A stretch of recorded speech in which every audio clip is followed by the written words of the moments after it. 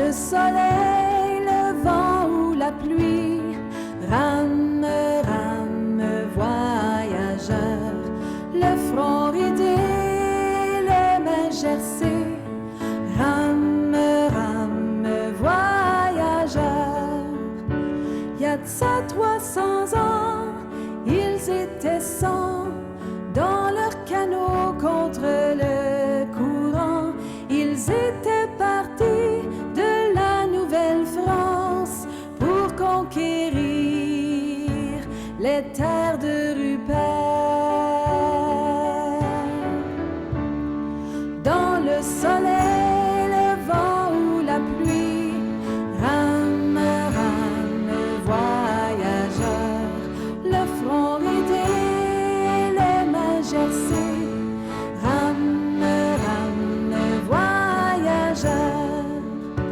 Sur la rivière blanche, dans un manteau d'argile, comme il fait bon, le temps est paisible. Dès le printemps, c'est pas trop chaud dans le pays des Témiscamingues.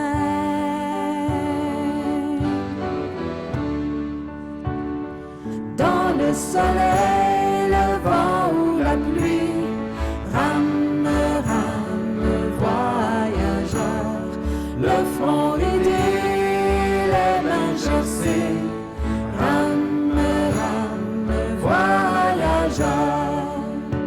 Entre les rochers usés par le temps, il a fallu croiser des torrents, et aux avirons, tout comme nos aïeux, on a sué des sueurs de feu.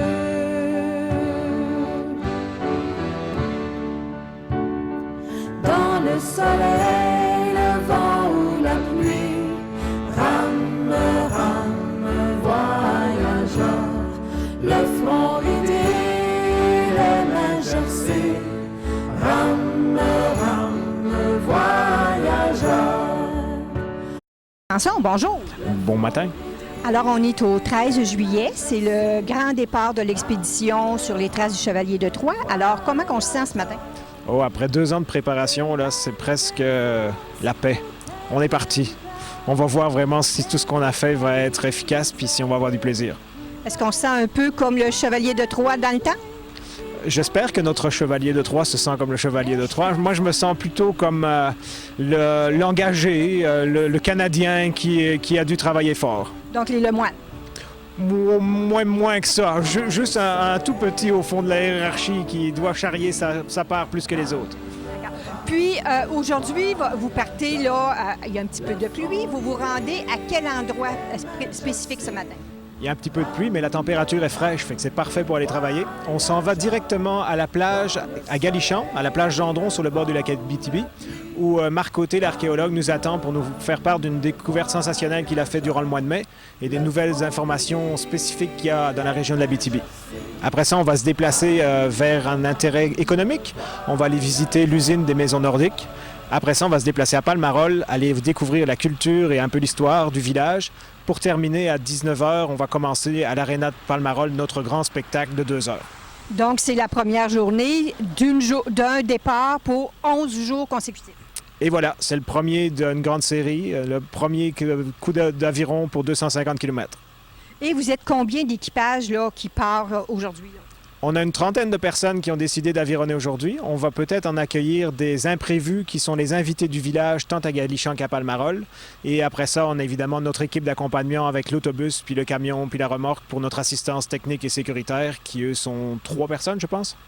D'accord. Donc, on vous souhaite une très belle expédition et surtout, soyez très prudents. C'est des souhaits qu'on va prendre et la prudence, ça fait partie de notre habitude. D'accord. Donc, merci beaucoup. Merci à vous. Abitibi, le point de départ de l'expédition 2011 de l'Association de Canot Camping. On a choisi cet endroit parce que c'est un lieu très particulier pour les voyageurs. Lors de l'expédition du Chevalier de Troyes, c'est ici, au bord du lac Abitibi, sur une petite colline, qu'il a ordonné la construction d'un fort, un bâtiment militaire voué à l'exercice. On le voit d'ailleurs au loin une petite bouée qui nous indique l'endroit où a été construit, où on pense que ce fort a été construit, le premier fort construit. On sait que depuis lors, le niveau de la rivière et du lac a été augmenté à cause des barrages, mais cela n'empêche. C'est à cet endroit même que le fort a été construit pour se pratiquer. Dans l'expédition du Chevalier de Troyes, il y avait une centaine d'hommes. Et beaucoup d'entre eux n'étaient pas des soldats, c'étaient des voyageurs, des Canadiens. Et c'est en arrivant à cet endroit que le chevalier a décidé qu'il était grand temps de leur apprendre la discipline militaire et l'art de la guerre. Ils ont donc copié, suivi les plans d'un fort anglais. Ils l'ont rebâti à peu près pareil pour pouvoir s'entraîner et s'exercer. Alors pour nous, les voyageurs, vous comprenez notre excitation, notre joie d'être ici, au point de départ de notre expédition, qui va nous permettre de rejoindre le lac Abitibi, au lac Témiscamingue et le fort Témiscamingue. Hey les voyageurs! Nous sommes en Abitibi! Bravo! Alors, aujourd'hui, c'est ici qui est notre point de départ. On est chanceux d'avoir tout un groupe de Saint-Laurent-de-Galichon. Alors, j'ai le maire avec moi, M. Larochelle, puis lui, il va faire la présentation de ses gens. Ensuite, nous autres, on fera une présentation des nôtres avec M. Rançon. Alors, M. Larochelle, on vous écoute. On va commencer. M. Claude Gagnon, de la Société d'histoire et d'archéologie d'Abitibi. Bonjour. Bonjour. En passant, c'est notre président. Ensuite, on a la secrétaire, Mme Pauline Pellerin. Une citoyenne, Clémence Cotovert. Une autre citoyenne, Carole Rivard. Il y a un monsieur qui est là-bas, là, que je ne connais pas beaucoup, mais on me dit que c'était Marc Côté. Merci beaucoup, M. Larochelle. Alors, on est fiers d'être en présence de M. Marc Côté. J'ai connu cet archéologue-là il y a au-delà de 25 ans. Et il va certainement nous parler du poste Abitibi, que le Chevalier de Troyes a bâti à quelque part ici. Alors, M. Rançon, je vous laisse la parole. Présenter nos voyageurs. L'action est à vous maintenant. Ça tombe bien, j'ai rien à dire. J'ai rien à dire. C'est bon. Bonjour, Yves Renson, dit le sanglier, secrétaire de l'association de canot. Alexandra Paquette, je joue le rôle d'Alexandra Cameron. Florence Renzo, qui est Wobbles. Catherine Robert. Qui parle? Catherine Robert. Yoann Belrose, dit l'ours noir. Étienne Naquers, Titi le forgeron. Sébastien Naquers, le mousse. Marie-Josée Naquer, sa femme du forgeron. Denis Carrier, de la Société du patrimoine du canton de Nedelec. René Mongrain, dit le furet. Claude Potoine, dit le daim du Nord. Francine Lamoureux, j'ai pas encore de nom, j'ai pas été encore baptisée. Oh! Hey, les gars, c'est elle! C'est elle! Oui, c'est elle! Gaétan Trudel, non baptisé, moto. Oui! C'est lui! C'est lui! Lise La Bonté, la femme du renard. Martin Robert, renard argenté. Marie Sétier, M. Lavant. Mario Trudel, vice-président de l'Association canadienne des Témiscamingue, il dit le précautionneux. Gérard Vachon, dit le rossignol. Jean-Claude Carrial, le grand sec. Nathalie Lessard, dynamique, qui crie tout le temps, qui fait Olivier Radson, le... l'œil. L'œil de lynx. Et c'est nous. Alors, le maire, peut-être, voulez-vous nous dire quelque chose de particulier? Bien, je pourrais vous dire, premièrement, vous souhaiter la bienvenue en Abitibi. Merci. Merci. On sait qu'ici, on se trouve sur un terrain qui a été occupé naguère par des Amérindiens, d'abord. Mais ensuite, quand les Blancs sont arrivés, ils ont, je dirais pas saccagé le territoire, mais ils ont colonisé le territoire. Et depuis ce temps-là, on a trouvé des traces de leur passage. Et je pense que c'est un petit peu ça qui vous attire ici aujourd'hui. Vous voulez souligner le 325e anniversaire du passage du Chevalier de Troyes. C'est sûr que ça nous touche profondément. Nous sommes très, très heureux de voir que cette histoire-là ne sera pas oubliée. et qu'il y a des gens qui se préoccupent encore de penser à nos ancêtres qui ont, dans un premier temps, marché sur ce territoire et qui l'ont ensuite colonisé. Fait que je vous remercie. Fait qu'on est à peu près situé dans le portrait. On sait qu'on est sur le bord du lac Abitibi tel qu'il est à sa hauteur actuelle. On est tous rassemblés pour commémorer le 325e du passage de Pierre Chevalier de Troyes. Et on sait qu'on est sur un territoire autochtone ancestral, donc il doit certainement avoir des choses intéressantes à découvrir et discuter. Oui. On y va. On y va, le même? Oui, monsieur Gauthier. Pierre de Troyes, bien sûr, c'est presque un des mythes fondateurs, je dirais, de la traite des fourrures dans la partie nord du Québec actuel. Mais il y a quand même un avant Pierre de Troyes, puis il y a un après Pierre de Troyes qui est aussi lié à la traite des fourrures. Avant de parler de ce sujet-là en particulier, je ferai un commentaire très général sur la qualité archéologique de l'embouchure de la rivière du Parquet ici, qui, malgré que le lac Abitibi soit un réservoir, donc qui a été augmenté de, mettons, les hypothèses varient, mais entre 80 cm et à peu près 1,30 m d'élévation, il y a des larges secteurs de ce lac-là, mais aussi de l'embouchure, peut-être la presque totalité même de l'embouchure, qui sont à peu près intacts. Pour les archéologues, c'est important parce qu'à partir du moment où un endroit est perturbé, que ce soit de façon naturelle ou artificielle, il perd énormément de cachet parce que, je vous rappellerai que l'archéologue, c'est pas une bébite qui change des objets. C'est facile à trouver. Les gens qui vivent dans l'Abitibi-Ouest le savent, le lac Abitibi est littéralement jonché d'objets archéologiques sur son pourtour, mais se sont trouvés des emplacements en contexte qui ont peu été dérangés de façon à pouvoir faire la reconstruction du mode de vie des gens qui ont été là. Bon. L'embouchure, lorsqu'on parle de l'embouchure de la rivière du Parquet, on peut dire à peu près ici, jusqu'au moment où carrément le Grand Lac s'ouvre, là, il y a une cinquantaine de sites archéologiques connus. C'est un des clusters archéologiques, je dirais, un des 4 ou 5 clusters archéologiques avec Bras-d'Or sur la côte du Labrador, du côté du Québec, du côté de l'autre de Blanc-Sablon, avec certains endroits de la vallée du Saint-Laurent, puis d'autres de la Mauricie, où il y a peut-être la plus grande concentration de richesses intactes archéologiques au Québec. Puis ça, c'est lié au fait aussi que la région étant peu propice au flottage du bois par la brave, c'est des rivières qui sont somme toute assez paresseuses, les gens préféraient convoyer le bois plutôt en chaland ou en le tirer. Donc, il n'y a pas eu systématiquement d'élévation des plans d'eau pour permettre justement la drave d'avoir des coups d'eau pour sortir les bio, pour les amener aux endroits où ils étaient ramassés. Cette activité-là, on le voit par contre, par exemple, sur les rives du Saint-Maurice, où pratiquement toutes les berges sont défaites, et puis bon, il n'y a pratiquement plus question de trouver de sites en bordure de la rivière. Il y a des sites encore, mais ils sont situés dans les endroits protégés ou un peu ailleurs. Bon, fin de la parenthèse sur ça. Je ne parlerai pas beaucoup de l'occupation autochtone aujourd'hui parce que de toute façon, nous, on va se revoir à Relais. Et là, vous allez visiter 2 sites qui sont typiquement autochtones, une petite composante historique, on pourra en parler, là. Mais d'abord, amérindien, je garderai mes commentaires à ce niveau-là parce que comme il y a beaucoup de choses à dire, je vais tâcher de ramasser ça un petit peu. L'endroit, ici, où vous êtes, vous avez les 2 pieds, vous avez mentionné que c'était un endroit où on était sur une terre amérindienne. Non seulement c'est une terre amérindienne, mais l'endroit ici porte un nom, ça s'appelle Néawakak.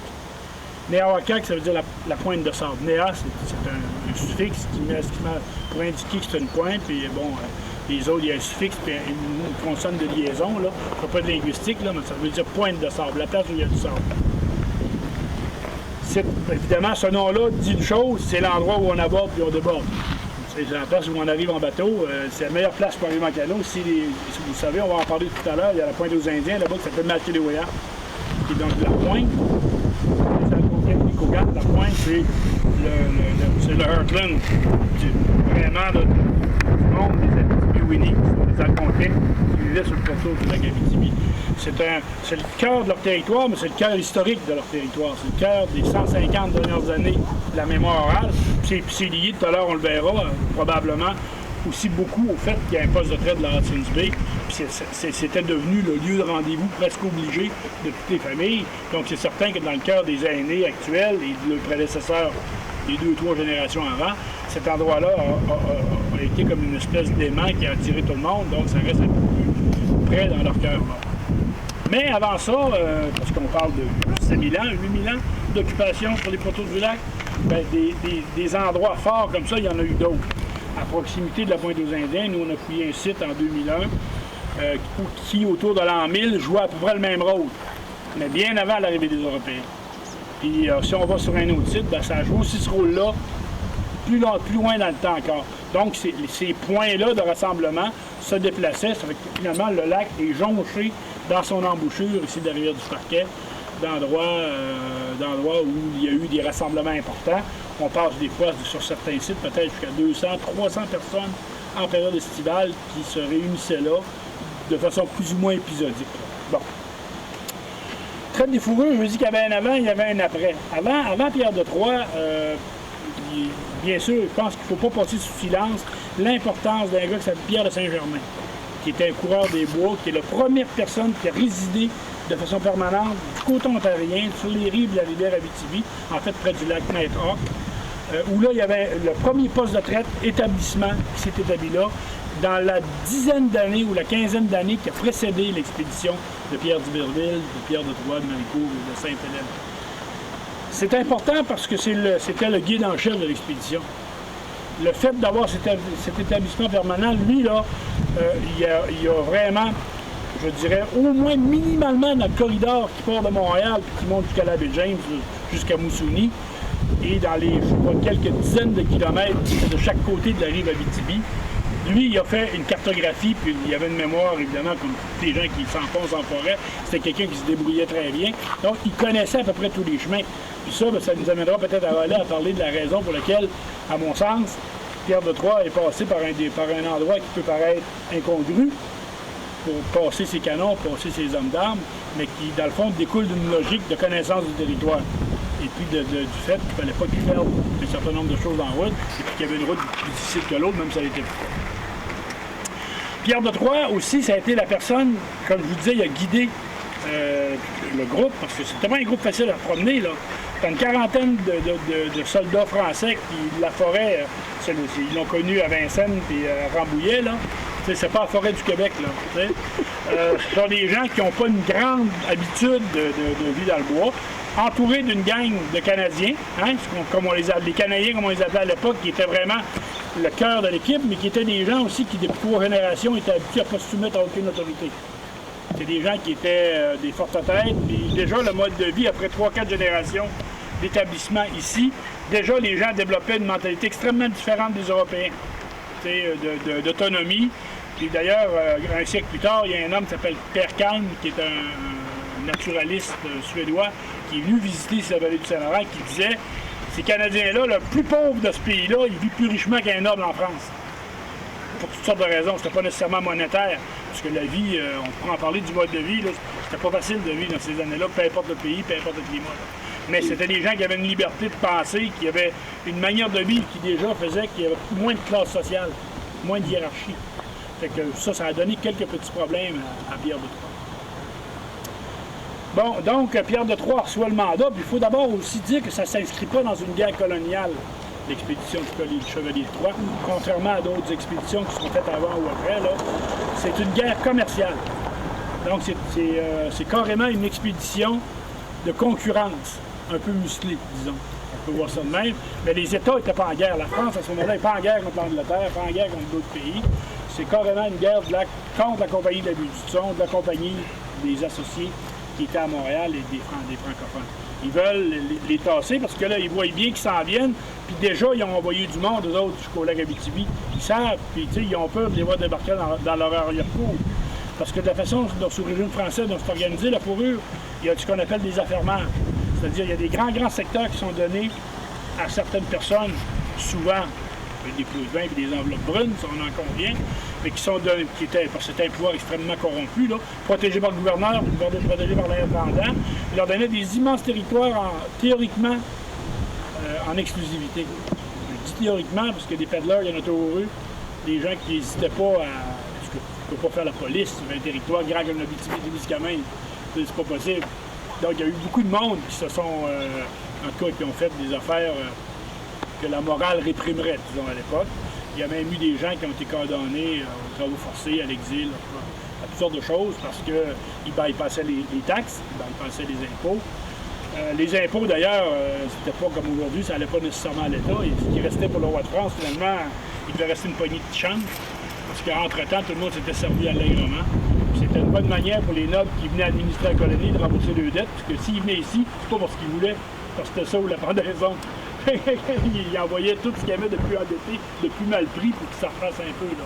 Malgré que dans tout ça, il y a quand même des hommes de valeur. On peut parler de Frontenac, on peut parler d'autres, mais à la base, c'était des gens ruinés qui étaient dans le truc. Un mot sur Pierre Chevalier de Troyes, parce qu'il détonne vraiment parmi l'ensemble. C'est pas un personnage flamboyant de l'histoire. L'histoire va retenir d'Iberville. On ne retiendra pas beaucoup de Troyes, même si Troyes, c'est le grand boss. Mais Troyes, c'est d'abord un soldat, formé, bien formé, un gars intelligent, un gars efficace et un gars honnête. Ce qui tranche un peu sur le reste. Donc, c'est un gars qui a eu une grosse bad luck dans sa vie, c'est qu'il est mort totalement niaiseusement. Il est mort du typhus, dans la région des Grands Lacs. Alors que ce gars-là aurait pu être premier à un avenir pas mal plus resplendissant, parce que c'est un gars efficace, brillant, intelligent, qui savait travailler, qui savait mener des hommes, qui avait compris la mentalité des gens. C'est pour ça qu'il a pris ce gang de... Je pense qu'on peut dire ça même. C'est un gang de tout nus là, dans la région de Montréal, qui les a montés là et qui les a ramenés presque tout vivants. Là. Ça prenait du leadership, ça prenait de la connaissance, puis il faut être capable de travailler avec des groupes disparates. C'est pas du monde qui s'entend bien. D'ailleurs, une couple de fois lors du voyage, il est obligé de mettre le pied à terre et d'en punir une couple. Il y en a même un qui va être pendu là, pour désertion lorsqu'il va retourner à Québec en prison. Vous avez bien dit des tout nus, hein? Oui. C'est tout ça qu'on aurait de l'air, nous autres? Non, tout nu dans le sens social du terme. Dans le genre, c'est du monde qui sont de rien. Là, parce que les gens qui venaient s'établir en colonie, c'est parce qu'il n'y avait pas d'autre chose ailleurs. Il n'y a personne qui aime ça de déraciner d'où il vient. Hein. S'il y avait eu les conditions d'établissement en France, probablement qu'ils seraient tous restés là. À moins d'avoir la petite graine de l'aventure qui te travaille tellement là, que tu veux aller au bout. Tu vas toujours trouver un Québécois quelque part dans le fin fond de la fine. Il y en a toujours un là, qui est à part des autres qui va les places comme ça. Mais pour l'ensemble, là, c'était tout nu avec des gros guillemets. Là. Dans le sens que c'était une gang de va-nu-pieds, sans grand argent, mais avec le cœur gros de même. C'est ça qui... C'est nous. C'est nous, ça c'est nous. Hey, on va l'applaudir pour ça. La gang, il y a les frères d'Iberville qui l'accompagnent, qui sont des bons sous-officiers, mais qui sont des personnages aussi qui ont été magnifiés dans l'histoire. Parce que lorsqu'on lit tous les rapports, toutes les choses qu'on peut en voir, qui ont été laissées par d'autres, les retranscriptions des différents rapports, c'est des curieux, les Iberville. Pas les Iberville, en fait, les Lemoine. C'est la famille Lemoine. Aussi bien Marécourt, aussi bien Sainte-Hélène que... D'abord, le père Lemoine, sa femme, elle devait être faite en béton armé parce qu'elle a mis au monde 18 enfants. Et je pense qu'il y en a 16 ou 17 qui ont atteint leur adulte. Minimalement, là. Donc, il y avait un bon gène dans la famille, mettons, là. Mais sur ça, il y a une ou deux filles, le reste, tous des gars. Ça devait brasser dans le cours, je peux vous le dire, là. Parce que c'était pas des faciles. Si vous prenez d'Iberville comme exemple, à 12 ans, il s'est sauvé de chez son père. Parce que son père voulait en faire un prêtre, lui. Lui, il a dit « Over my dead body ». OK? Vraiment. Fait que lui, ce qu'il a fait, il s'est engagé sur un bateau comme mousse, puis il a sacré son camp à un an. Fait que quand son père est revenu, il a dit « Bon, finalement, il n'est peut-être pas fait pour être prêtre ». Fait qu'il l'a inscrit à l'école d'officier, dans l'école de l'armée. Puis il faut aussi lui donner un peu de plomb dans la tête, peut-être. Là. Mais déjà là, j'ai l'impression que dans l'année de sa 12e, entre la 12e et sa 13e année, il a dû voir pas mal d'affaires. Je pense que quand il est revenu, il était peut-être plus mature qu'un flou de 13 ans actuellement. Mais ça, disons que c'était vrai pour les autres frères d'Iberville, ils ont pratiquement tout fait. Surtout le père s'enrichissant. Il y avait le moyen de leur acheter des charges. Parce que c'est de même. Vous savez, le père de Lemoine, ça a été le premier personne du pays qui a été anobli, devenu baron de Longueuil. Donc, tous ses enfants, automatiquement, devenaient chevaliers. Là. Ils montaient d'une coche dans l'échelle sociale. Bon, peut-être que pour les grands nobles, ils considéraient des parvenus, mais c'est pas grave, ça, tu sais. Ça lui donnait un certain nombre de droits, entre autres de s'inscrire à l'école d'officier, puis le droit d'acheter des charges en armée. Parce qu'à ce moment-là, on ne devenait pas sergent, lieutenant, capitaine par sa valeur, on le devenait parce qu'on avait de l'argent. C'est pour ça qu'il y a eu tant d'officiers qui se sauvaient. C'était un temps entre deux hommes plutôt qu'en avant, tu sais. Il était peut-être pas fait pour la job, là. Mais en tout cas, les frères d'Iberville, c'est une chose qu'il ne faut pas leur enlever, c'est du courage, parce qu'il y en avait un mot du paquet. Quand il y avait une bataille, c'était toujours les premiers sur la ligne en avant. C'était aussi des faciles de la gâchette. ça qu'on lit autant dans le Chevalier de Troyes que dans les autres chroniqueurs qui l'ont accompagné. D'habitude, il niaisait pas bien pour tirer sur quelqu'un. Aussitôt qu'il y en avait un anglais, parce que bon, c'est une guerre commerciale, c'est pas une guerre où c'était des soldats. Il y avait du monde qui était armé de l'autre bord, mais c'était tout du bon peuple comme nous autres. Là. Sauf que s'il y en a un qui a eu le malheur de bouger un doigt, il a fait une balle entre les deux yeux. On niaise pas avec la poque, minimalement. Premier geste, un des gestes qu'ils vont poser, parce que ça s'inscrit dans une planification d'accaparement du territoire et de le mettre en production pour la fourrure, là, c'est qu'ici, ils vont dire on va construire un poste. Il y en a déjà un au Témiscamingue, possiblement dans l'embouchure de la rivière Montréal, qu'on appelle la Maison française, qui est une espèce de poste qui régente à peu près tout le secteur autour. Mais ce poste-là, lui, les années ça va bien, les années ça va moins bien. En tout cas, ça reste une base d'opération. Le poste qu'on a construit ici, ça devient une espèce de sous-poste, ce poste-là. Une espèce d'avant-poste, si on veut. Et puis, on va peut-être en bâtir un autre un peu plus loin dans le Narrow, sur le lac Abitibi. Apparemment, il y en aurait eu un autre aussi qui aurait pu faire ça. Ce poste-là va avoir une vie éphémère, parce qu'en 1691, avec la raid d'Iroquois, le poste est brûlé, encore réputé brûlé, les gens réputés tués. Ça, il n'y a pas de preuve formelle là-dessus non plus. Et puis, le poste va tomber en désuétude pendant un certain nombre d'années. Jusqu'à la paix de 1701. 1701, c'est bien important parce que les Iroquois signent un traité de paix qu'ils vont maintenir jusqu'à l'actuel. Sauf peut-être une petite période en 1791, ça, tout le monde se rappelle du cas. Mais disons que ils vont signer une paix, c'est que ça va permettre finalement la traite. Il n'y aura plus de rapines, il n'y aura plus d'embuscades, il n'y aura plus rien, donc on peut circuler plus ou moins. Il y a une partie des Iroquois qui est christianisée, qui vont venir s'établir dans la vallée du Saint-Laurent, près de Montréal, c'est les Iroquois catholiques. Ceux qui ne se sont pas, qui ne veulent rien savoir des prêtres, vont rester du côté de l'État de New York. Tout le monde est content. Puis on cultive son champ de laine, on arrête de faire la guerre. Les Français vont avoir ce qu'on appelle l'âge d'or de la fourrure. Et puis en 1720, il y a quelqu'un qui va avoir l'idée de rebâtir un fort au lac Abitibi. Ce fort-là existe, sous forme de vestige, et puis c'est probablement le site d'occupation permanente de l'Abitibi-Témiscamingue le plus ancien qui existe. On l'a investigué en 2000 et en 2001, en partie.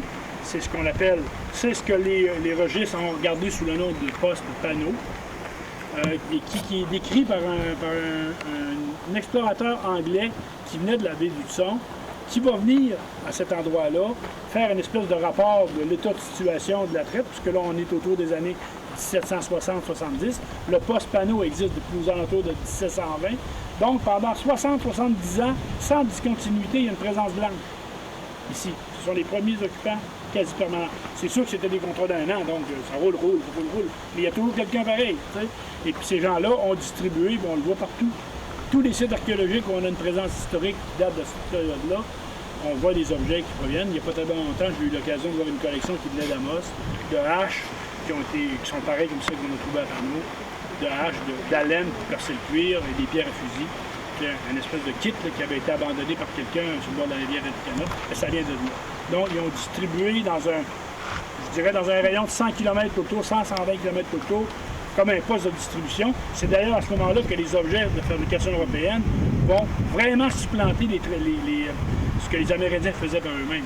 Pas toutes, là, parce qu'il y a certaines tâches qui requièrent quand même d'utiliser des matériaux locaux, mais dans l'ensemble, là, ça devient un pourvoyeur fiable dans la région, donc un acteur économique important.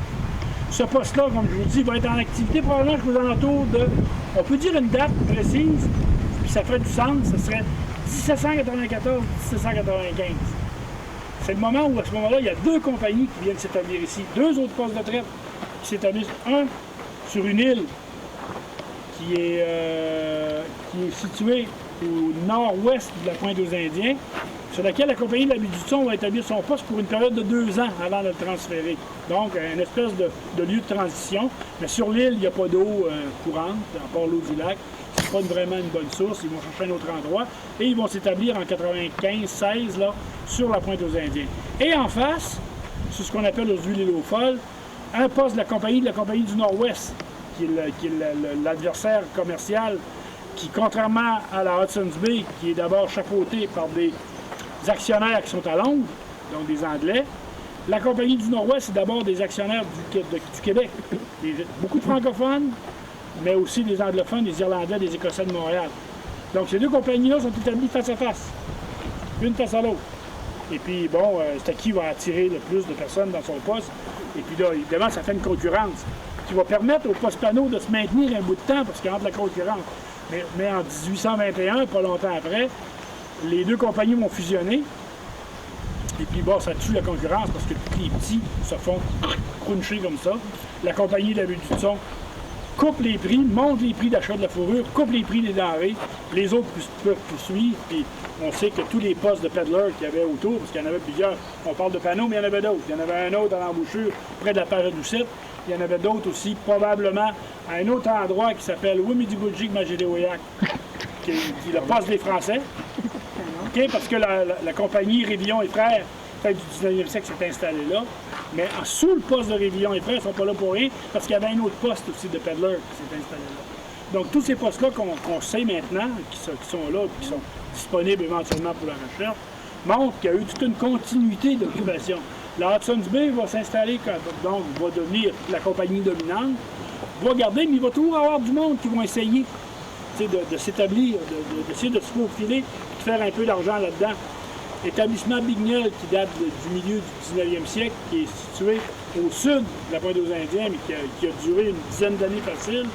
Il y en a eu d'autres, puis bon, le dernier en liste, Gagnon Trading Post, 1949, qui a essayé, mais qui est une espèce de magasin général, mais qui finalement a cessé ses activités. J'imagine que ça devenait moins payant. Les Amérindiens venaient moins. Hein, ici, là, il y avait le pensionnat qui était ouvert à Ross, là. Mais ça donne quand même une idée du parcours de cette activité commerciale-là qui a duré pendant finalement 2 siècles et demi.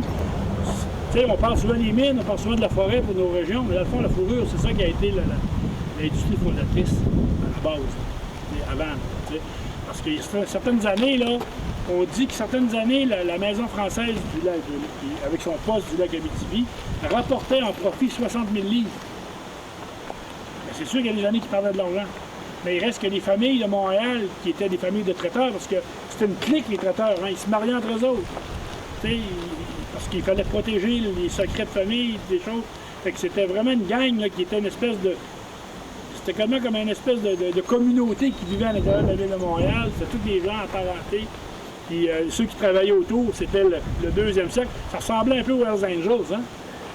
T'avais des full patch au milieu, puis ensuite t'avais les strikers, puis un peu plus loin t'avais les hang-around qui tournaient autour. Là. Puis ça, ce gang-là, pour monter d'un cercle à l'autre et de se rapprocher, là, c'était une aventure. Quand t'arrivais à faire un arrière avec le step au-dessus, t'étais rentré dans la gang, et puis là, bon, ce roulement-là s'est maintenu pendant presque 2 siècles. Jusqu'à temps que ça tombe en désuétude, là. Les fourrures de la Russie, les fourrures de d'autres pays ont rentré en ligne de compte. Il y a eu moins d'argent à faire. Bon, la Hudson's Bay est devenue une entreprise beaucoup plus commerciale que juste une entreprise de fourrure. Puis, les années où ça allait bien avec la France, entre autres, entre 1701 et 1760, il y a des moments où ça devient même catastrophique, ça devient même trop bon pour la fourrure. Les fourrures ne valent plus rien parce que tout le monde, il n'y a plus de rareté sur le marché. Donc, il y a des entrepôts à Paris où il y a des 50, 60 000 pelleteries qui pourrissent carrément. Parce que ça ne peut pas faire avec. Donc, c'est une industrie extrêmement intéressante. Ça permet aussi d'avoir un coup d'œil sur l'occupation euro-québécoise, euro-canadienne du secteur. Parce que lorsque je suis arrivé, moi, en Abitibi, en 1986-87, on ne parlait pas d'archéologie blanche. C'est bien sûr qu'on pouvait toujours en rêver. Là. On savait qu'il y avait eu la traite des fourrures, mais on n'en savait pas autant qu'on en sait maintenant. Maintenant, là, il y a des endroits ici qui vont devoir être protégés sérieusement. On va travailler là-dessus dans les prochaines années. On essaie d'avancer la petite bille d'un peu à peu, là, parce que c'est des témoignages intacts, en super bonnes conditions, d'occupation humaine. On pense au site Panneau, par exemple. C'est pas dans le grand... C'est comme une découverte surprise, ça. Même si dans les registres, on savait qu'il existait, c'est pas comme le poste de Chicoutimi ou celui de la Chine, qui sont des endroits là, qui étaient connus depuis 3 siècles. C'est comme un petit surplus, là, une cerise sur le sundae, là, qui fait qu'il y a une période aussi qui est extrêmement mal documentée, parce que cet endroit-là a vécu des grands événements là, qui sont signifiants. La conquête, Il y a des gens, jusqu'en 1757, il y a du monde qui vivent là, qui sont délégués par Montréal l'hiver pour garder le poste.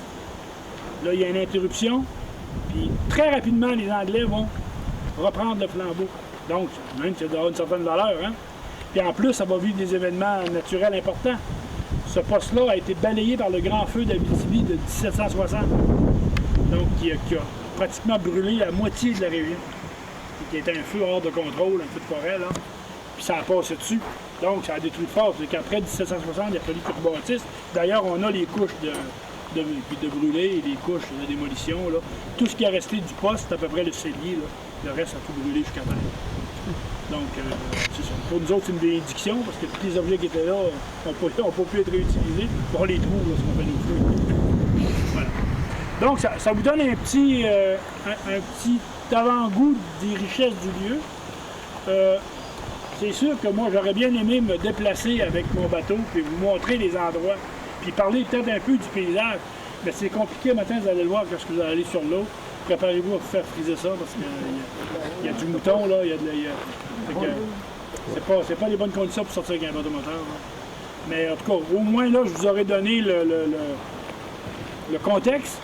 Et puis bien sûr, je serai disponible pour toutes les questions que vous aurez qui vous viennent en tête. Gênez-vous pas, je peux essayer d'y répondre le mieux. J'ai pas tassé pas mal de sujets là-dessus, donc je le connais assez bien. Oui. Question? Oui. Quand Chevalier de Troyes a monté, y a-tu construit quelque chose ici? Il a laissé des gens pour le construire. Il a laissé 2-3 personnes là, de ses personnes de confiance. C'est eux qui ont construit l'établissement et puis qui l'ont animé les premières années. Il y a probablement eu des remplacements les premières années. Mais comme je te dis, entre 86 et 91, c'est toujours bien juste 5 ans. Oui, c'est ça, 5 ans. Ben, au bout de 5 ans, tout ça a été brûlé, jeté à terre. Et puis, les gens ont été... Le fort a été abandonné. Un fort de 5 ans, une occupation de 5 ans, ça laisse moins de traces, bien sûr, qu'une occupation de 5 ans. Donc, mais je pourrais compter peut-être une petite histoire rapidement par rapport à ce poste-là, parce qu'on a fait des découvertes récemment, c'est intéressant. En 86-87, que je suis venu, à l'époque, on discutait avec Pauline, puis les gens venaient nous voir, puis le monde nous contait une histoire qui s'était passée ici. Il y avait ça s'appelle la plage Gendron. C'était M. Gendron qui était le propriétaire des terres aux alentours.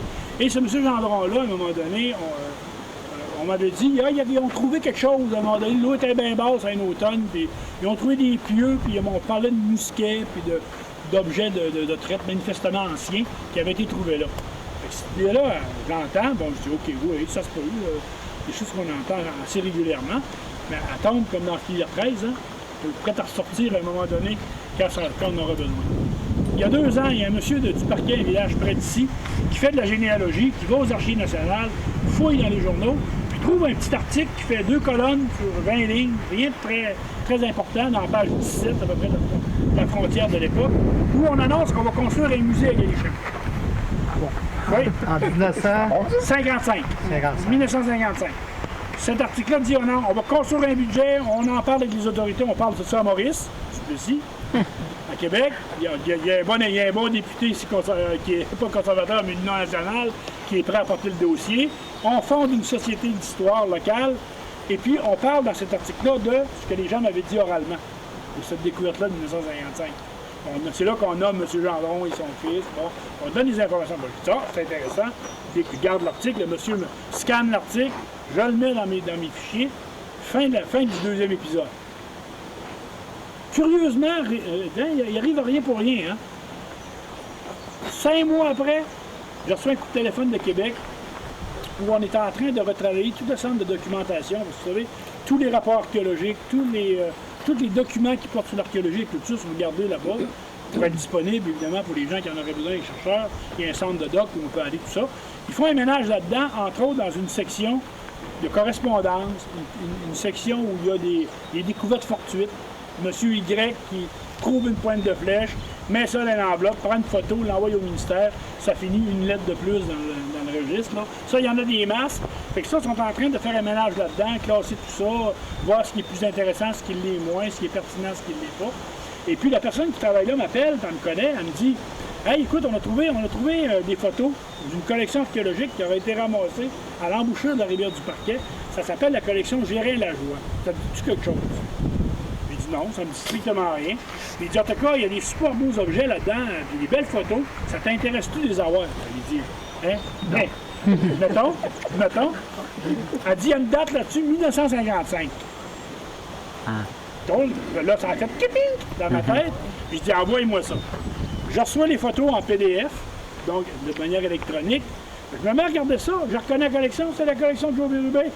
Tu sais, qu'on connaît qui est ici. Mais la collection de Bérubé, comme elle était en 1963, et non pas 1955. C'est Charles Martin, jeune archéologue qui est venu ici dans les années 60, qui a vu la collection et qui a fait des bonnes photos. Ça pour moi c'est intéressant, parce que dans la collection de Joe Bérubé, il y a des objets qui ont disparu malheureusement, parce qu'ils ont été volés au moment où c'était à la Polino à la Sarre, là. Puis évidemment, que dans ce genre d'événement-là, c'est rarement les plus laids qui partent. Hein? C'est souvent les objets les plus intéressants. Entre autres, il y avait une pipe en pierre à savon, une pipe de voyageur, sur laquelle il y avait une salamandre qui était gravée en trois dimensions, là, qui est un objet extrêmement rare, extrêmement précieux pour la recherche, parce que ça fait référence à des mythes amérindiens, toutes sortes de choses dans lesquelles je n'entrerai pas, là. Mais cette photo-là, je la voyais, la maudite pipe, tout le temps, sur des photos que Pauline avait ici. Mais on la voit grosse de même. Tu sais, dans une planche ou une table au complet avec 8 tableaux de bois sur lesquels il y a des objets. C'est un peu décevant de la voir de même. Puis même si je l'agrandissais, je n'arrivais pas à voir. Mais là, la photo a été prise comme ça. J'ai l'objet. Là, je suis content. Je regarde ça, puis OK, c'est en collection de Bérubé. Ah ben oui, il manque pas tant d'objets que ça, blablabla. Je regarde ça. J'arrive aux 3 dernières photos. Oups, c'est pas ça. Je les ai ici, les photos. Je les ferai circuler d'ailleurs pour les montrer. C'est des photos qui font directement référence à 1955, à la découverte de la famille Gendron, et d'un possible carré de bâtiment dans une partie qui est aujourd'hui inondée. Puis c'est écrit en arrière, pris en novembre 55. On reconnaît des gens, on pense que c'est Joe Bérubé qui est sur la photo, beaucoup plus jeune évidemment, puisqu'on est en 1955. Avec d'autres personnes que je connais pas, mais que sûrement des gens ici pourraient identifier. Là. Et puis, ce qui est intéressant, c'est qu'ils ne se bornent pas de photographier juste ça. Ils photographient aussi l'ensemble du paysage. Fait que je suis certain, moi, qu'à l'automne prochain, quand l'eau va venir bien basse, on peut peut-être arriver à resituer précisément l'endroit.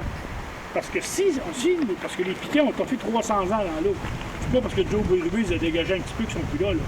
Si on peut arriver à les retrouver, ça veut dire qu'on peut les dater. On peut les. Tu sais, ça serait bien d'avoir une date qui tournerait autour de 1650, 1680. Là. Ça permettrait de dire oui, c'est ça, on vient de le trouver. Même si tout le reste, il ne reste plus rien. Là. Mais au moins, on pourrait dire qu'il est là. Ça vaudrait peut-être la peine de la municipalité mettre une bouée dessus. Flotter, puis regardez, il est là, le port numéro 1. On l'a trouvé enfin. Là. Fait que c'est une chose qu'on va faire probablement l'automne prochain, qui ne demandera pas bien du temps. Tout ce que ça demande, c'est des conditions météo qui sont favorables. Le fait que l'eau baisse. Je sais qu'à l'automne et au printemps, là, tout de suite après la fonte, il y a des moments où c'est très bas. On va essayer, puis on va travailler avec du monde du village qui connaissent bien.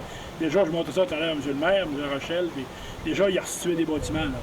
Il dit oui, ça allait là, c'était l'affaire.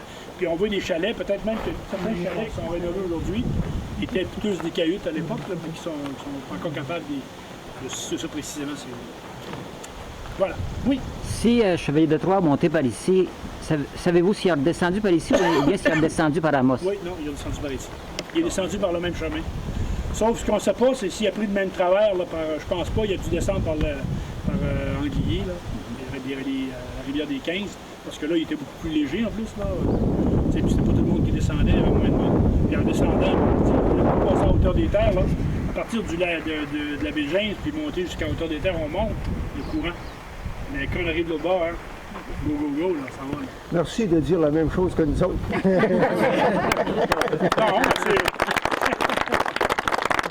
c'est à planter, mais c'est pas ça, là. C'est simplement la logique. Il y a quand même, il faut qu'on s'astime quand même. Scorbut ou typhus pour la mort de Pierre? Ah! Ouais, moi j'ai vu typhus, là, mais une fièvre infectieuse. OK? On va prendre un dénominateur commun. Il est mort de fièvre. Mort de fièvre. Une fièvre canadienne. Ah, c'est européen. Tu sais, non, mais les conditions d'hygiène étaient ce qui était à l'époque, surtout dans ce coin-là, quelque chose. Hein? L'été, les 30-35 degrés, c'est la norme. C'est propice au développement de certaines maladies quand il y a promiscuité. Il y a peut-être une chose qu'il faut retenir quand on parle d'histoire, quand on parle que les gens mouraient de fièvre. Souvent, c'est parce qu'ils ne savaient pas de quoi ils étaient morts.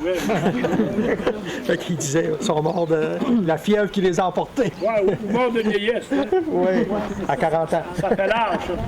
Oui, mais à 40 ans, je vais dire, quelqu'un peut utiliser pas mal. Là. M. Côté, dans le rapport du Chevalier de Troyes, il dit il est de bonne heure l'après-midi, ils descendent, il y a une petite prairie, ils bâtissent à droite, et puis ils vont bâtir un poste qui est 23 pieds au-dessus du niveau du lac, de l'eau. Et M. Lee lui dit c'est pas possible, il n'y a pas d'élévation de 23 pieds. C'est sûr que si on continue assez là-bas, assez loin là-bas, il y a une terrasse, mais trop loin la rivière. Pourquoi M. Lee aurait dit ça? Puis il dit même, il n'avait pas d'instrument pour mesurer ça. Mais oui, il y en avait une. Il y avait un astrolabe. Ah oui. Il y avait une espèce de théodolite. Est-ce que ça voudrait dire la hauteur du phare, quand il dit 23 pieds au-dessus du niveau de l'eau? C'est possible aussi. Il y a une chose qu'il ne faut pas tenir en ligne de compte. Ça, M. le maire pourra confirmer ça. Là. Cette rive-ci, là, à partir du village, très sujette à l'érosion. C'est des dépôts sableux. Hein? Quand l'eau a monté d'un mètre, là, si c'était une petite prairie herbeuse, comme tu dis, qui accotait sur un piton, même s'il montait à 23 pieds, il a pu être lavé là, complètement là, lors de la montée. Et ça, c'est une possibilité. Il ne faut pas négliger. Là. Puis 23 pieds aussi, c'est ça, ça dépend à quel prix il a pris son niveau d'eau. Si l'eau est exceptionnellement basse ou exceptionnellement haute, il peut y avoir ici la Abitibi, il peut y avoir combien de mètres de différence dans l'espace de 3 semaines au printemps? Il peut y avoir 3 mètres, hein? Ouais, 3 mètres, là, naturellement, là. Parce que le coup d'eau, 2 mètres facile. Oui. Fait que tout ça, mis ensemble, on peut arriver à des variations de ce type-là. Puis 23 pieds français aussi, c'est un peu différent de 23 pieds. Ah oui, il y a ça fait plutôt 21, 22. Ouais. Mais ça, il y a toutes sortes de raisons. Là. Je pense qu'on peut Thomas a peut-être en partie raison, peut-être probablement en partie tort, mais tout le reste est vrai aussi. Là. Et aussi la question de la distance par rapport à l'eau. C'est pas évident qu'ils se bâtissent carrés sur le bord de l'eau. D'habitude, là, les gens, c'est vrai pour Panneau, si on descend l'eau d'un mètre, disons, là, ils se bâtissent pas sur le bord. Il y a loin en avant, là, qui est un champ de quenouilles et tout. C'est une question complexe.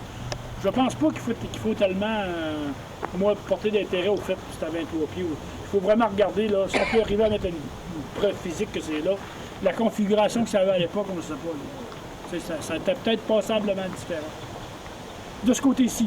De l'autre côté, c'est beaucoup plus stable. Pour toutes sortes de raisons. Il y a des baies, c'est pas pour rien qu'à Clerval, c'est washé là, autant que tu veux. Là. Puis qu'ailleurs, t'as l'impression que c'est moi dans une petite roche, là, ça retient tout le sol. Puis, c'est vrai, c'est dans la baie, on le voit. Promenez-vous le long ici, j'ai vu qu'il y a des gens qui avaient empierré. Là. Pas pour rien qu'ils ont empierré là, hein, parce qu'ils étaient en train de tout se faire manger. Là. Ben, on est obligé d'empierrer le chemin ici pour ça, éviter de le perdre, parce qu'on commençait à perdre le chemin. Avez-vous regardé à peu près dans combien... Est-ce que vous êtes capable d'évaluer combien de terrain avant le chemin vous avez perdu? Ouais. Il y avait une bande de terrain là, avant. Là. Oui, on avait perdu. En tout cas, moi, je peux pas le dire en termes d'années, mais aussi loin que je peux me souvenir, quand j'étais jeune homme, il y a une quarantaine d'années, on peut dire qu'on a perdu facilement 15 à 20 pieds. Là. Ah oui. Donc ça, c'est lié au type de sol qu'il y a là. C'est vraiment un sol morainique, c'est du sable, c'est plus instable. C'est ça. Gruge en dessous. Je ne serais pas surpris que leur poste ait choisi la place justement à cause que c'était du sable. Parce que c'est sec, parce qu'il y a de l'eau. Ce que tu voudras, là. Ça fait du sens, mais les autres, ils ne peuvent pas savoir dans 2 siècles qu'il allait avoir un barrage. Nas, peux-tu partager les 3 photos qui sont pertinentes? J'aurais une dernière question à vous poser, monsieur l'archéologue. Oui. Vous avez inventorié plusieurs sites de la région autour d'ici. 500. Vous contrôlez pas mal bien la littérature. Oui. Ma question, c'est quand la grande découverte? Oh mon Dieu! Avez-vous des projets? Oui. Mais tu sais, c'est pas les pyramides du soleil. Tu sais? Il n'y aura pas un objet ou une affaire de même, je pense. C'est un ensemble, là. Faut pas oublier que toute la région ici, c'est un terrain incognita ici. On savait qu'il y avait des Autochtones, on savait que ça faisait longtemps. On savait qu'il y avait un potentiel archéologique, mais on n'en savait rien. Nous autres, depuis 86, là, on est en train de faire sortir cette terre, à tel point, là, c'est les régions autour où ils ne savent rien. Mais c'est nous autres qui est l'île de connaissance dans tout ça. Là. Ça fait que ça, je pense, c'est la plus grande fierté qu'on a d'avoir sorti ça du fin fond de notre passage. Merci beaucoup, c'est très intéressant. Monsieur Émilien Larochelle, maire de Galichan, bonjour. Bonjour. Monsieur Larochelle, aujourd'hui, vous recevez le groupe des voyageurs et pour une raison bien spéciale, êtes-vous heureux? Bien, nous sommes très heureux parce que, comme j'ai mentionné lors de l'arrivée des canotiers, je pense qu'il faut être capable de conserver en mémoire tout ce qui s'est passé sur notre territoire. C'est respecter un peu nos ancêtres puis ceux qui ont occupé le territoire. Et si vous avez un message envoyé aux gens du Témiscamingue, quel serait-il? Ah, bien, j'ai préparé un message écrit que je vais livrer ce soir à Palmarol. Oui, à saveur humoristique. Mais aussi, le message que je pourrais leur dire, c'est que, je remercie l'Association des canotiers de permettre de perpétuer la mémoire des lieux, la mémoire des gens aussi qui ont habité le territoire. Puis aussi, leur souhaiter longue vie et comme je dis dans ma lettre, je vous souhaite d'excellentes récoltes. C'est bon. Monsieur Larochelle, est-ce que vous pouvez nous parler un peu de Galichan? Combien il y a d'habitants? S'il y a de l'industrie, qu'est-ce qui fait vivre Galichan? Bon, Galichan, c'est d'abord une population où les gens travaillent à l'extérieur. Les gens demeurent à Galichan. On a quelques producteurs, mais maintenant, vous savez, au niveau de la production agricole, c'est des grandes étendues. Donc, on a un cultivateur dans un rang, il y a peut-être 8 terres. Donc, il occupe à lui seul presque tout l'espace de terrain. Mais on a 4 producteurs bovins, puis on a une seule production laitière, mais d'importance. Okay? Puis les autres personnes, c'est des personnes qui travaillent principalement dans les mines ou encore qui travaillent dans les institutions administratives provinciales ou fédérales. Combien d'habitants? On a environ 470 habitants. Ouais. On est en croissance, on a une population qui rajeunit. Je regarde l'âge de notre population, puis je compare avec nos voisins qui sont à proximité. On est pas mal plus jeunes que ces gens-là, puis ça s'en va en s'accélérant. Sciery Galichan, est-ce que c'est encore bas? Non, Sciery Galichan, ça l'a opéré à Galichan peut-être je dirais une quinzaine d'années. Ah. OK. Après, ils ont déménagé au lac Chicobi. Ensuite, du lac Chicobi, ils ont déménagé et ont brûlé. Puis ils ont déménagé à Launay. Puis là, la scierie qu'il y avait à Launay, qui a été opérée par diverses institutions et maintenant qui est fermée à cause de la crise du bois d'œuvre, c'est principalement à Launay, ouais. Okay. On entend parler ces temps-ci de fusion des petites municipalités alentour de la Sarre. Est-ce que vous êtes pour ça? Bien, au niveau de la fusion, on n'est pas contre une fusion, excepté que je ne pense pas qu'actuellement, on est prêt à procéder à une fusion. Première des choses, on a une étendue de territoire qui est assez grand. On a 21 municipalités et la ville centrale contient environ le tiers de la population de la MRC. Donc, ça ne serait pas suffisant pour être capable de distribuer, si vous voulez, les services avec une taxation qui serait uniforme. Parce qu'on ne pourrait pas arriver et dire, bon, la taxation à la Sarre va être plus élevée ou moins élevée qu'à du Parquet ou à Palmarol. Il faudra avoir une taxation, un mode de taxation qui serait uniforme et des services aussi en fonction de ça. Puis je pense qu'on n'est pas prêt encore. Excepté, par exemple, que pour en discuter, ah oui, il faut commencer. Si on veut que ça se réalise un jour, bien, il faut en discuter. Pourquoi qu'on voudrait que ça se réalise un jour? Oh, c'est bien difficile de répondre à ça. Première des choses, si on regarde depuis les 15 dernières années, la population est en décroissance. Fait qu'à un moment donné, on se pose bien des questions aussi. Je veux dire, le jour où là, nous autres ici, ça va bien, on est en croissance, mais si je regarde, il y a certaines municipalités qui ont perdu 50 de leur population dans les 15 dernières années. Si ça va en s'accélérant, ils n'arriveront plus à supporter les services qui sont nécessaires pour maintenir la vie d'une communauté. Alors, c'est très bien, M. Larochelle. Bonjour, merci beaucoup et on va vous revoir ce soir à Palmarol. Merci. le soleil, les mains gercées, rame, rame, voyageurs. Il y a de ça 300 ans, ils étaient 100 dans leur canot contre le courant. Ils étaient partis de la Nouvelle-France pour conquérir les terres de Rupert. Dans le soleil, le vent ou la pluie, rame, rame, voyageur, le front ridé, les mains gercées, rame, rame, voyageur, sur la rivière blanche, dans un manteau d'argile.